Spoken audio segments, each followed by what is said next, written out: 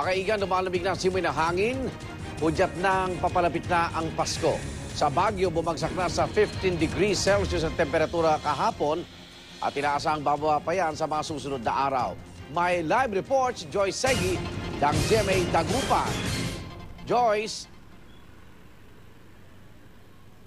Igan, isang maganda at malamig na Baguio sa inyo dyan. Ako, umpisahan na ng ating mga kapuso na ilabas ang kanilang mga jacket, bonnet o anumang panangga sa lamig ng panahon. Dahil sa mga susunod na araw, mararanasan na natin ang pagbaba ng temperatura. Bunsod nga na nag-umpisa na rin itong pag-ihip ng northeasterly wind o mas kilala sa tawag na hanging amihan.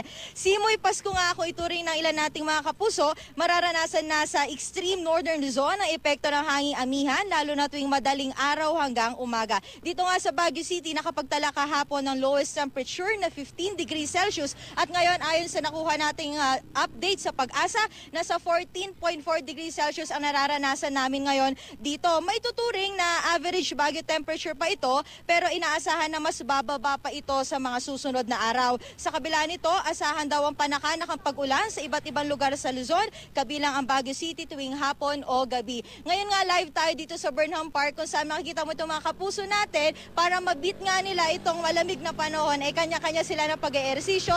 Meron mga kapuso natin na nagja-jogging at nagsiset up na rin yung ilan natin mga kapuso para makapagsimula na sila doon sa kanilang Zumba. Yan muna ang latest mula dito sa lungsod ng Pino. Balik sa inyo dyan sa Baguio, dyan sa studio. Maraming salamat, Joyce Segui ng GMA Dagupan.